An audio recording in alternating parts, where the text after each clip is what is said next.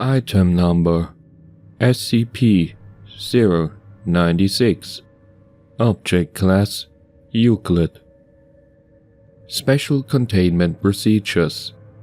SCP-096 is to be contained in its cell, a 5 by 5 by 5 meter airtight steel cube at all times. Weekly checks for any cracks or holes are mandatory.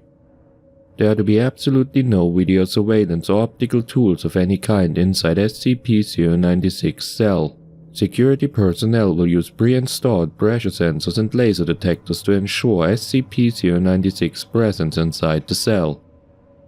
Any and all photos, video, or recordings of SCP-096 likeness are strictly forbidden without approval from Dr. Endo-5. Description: SCP-096 is a humanoid creature measuring approximately 2.38 meters in height. Subject shows very little muscle mass, with preliminary analysis of body mass suggesting mild malnutrition. Arms are grossly out of proportion with the rest of the subject's body, with an approximate length of 1.5 meters each. Skin is mostly devoid of pigmentation with no sign of any body hair. SCP-096 jaw can open to 4 times the norm of an average human. Other facial features remain similar to an average human, with the exception of the eyes, which are also devoid of pigmentation. It is not yet known whether SCP-096 is blind or not. It shows no signs of any higher brain function and is not considered to be sapient. SCP-096 is normally extremely docile, with pressure sensors inside its cell indicating it spends most of its day pacing the eastern wall. However, when someone views SCP-096's face, whether it be directly via video recording or even a photograph, it will enter a stage of considerable emotional distress. SCP-096 will cover its face with its hands and begin screaming, crying, and babbling incoherently. Approximately 1 to 2 minutes after the first viewing, SCP-096 will begin running to the person who viewed its face, who will from this point on be referred to as SCP-096-1. Documented speeds have varied from 35 to km per hour, and seems to depend on distance from SCP-096-1. At this point, no known material or method can impede SCP-096's progress. The actual position of SCP-096-1 does not seem to affect SCP-096's response. It seems to have an innate sense of SCP-096-1's location. Note: this reaction does not occur when viewing autistic depictions. See Document 096-1.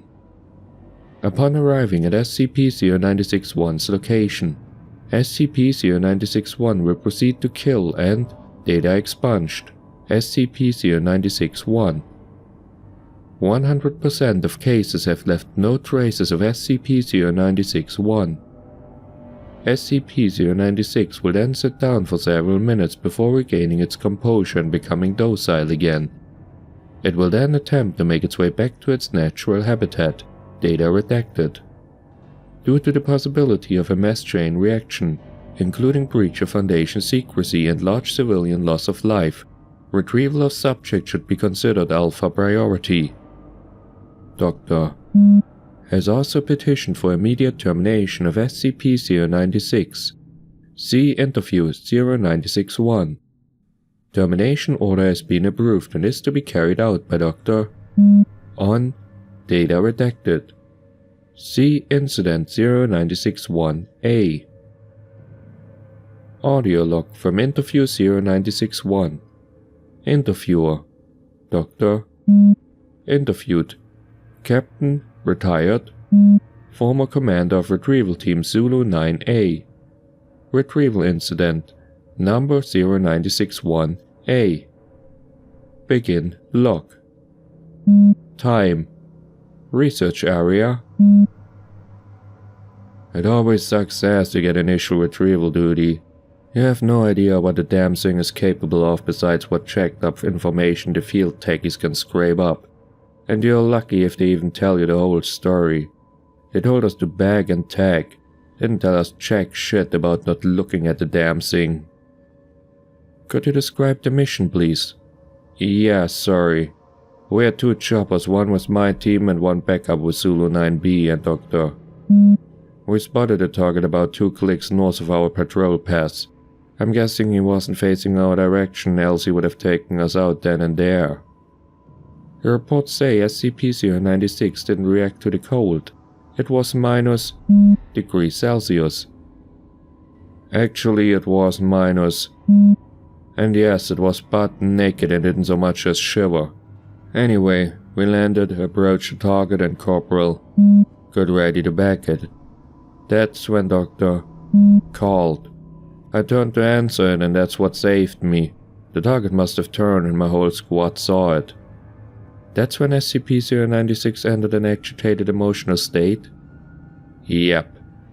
Interviewed now pauses for a second before continuing. Sorry, got the willies for a second. That's alright.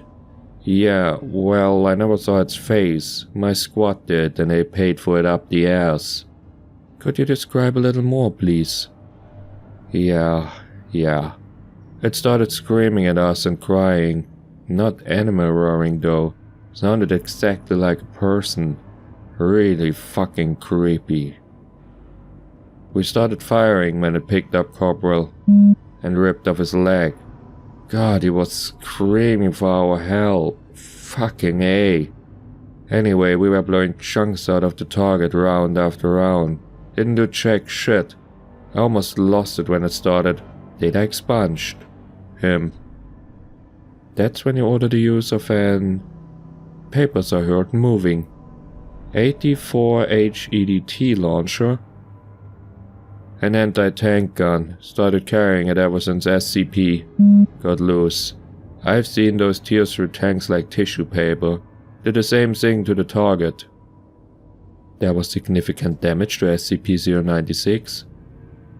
It didn't even fucking flinch. It kept tearing apart my squad, but with half of its torso gone. It draws a large half circle across his torso. But it was taking damage?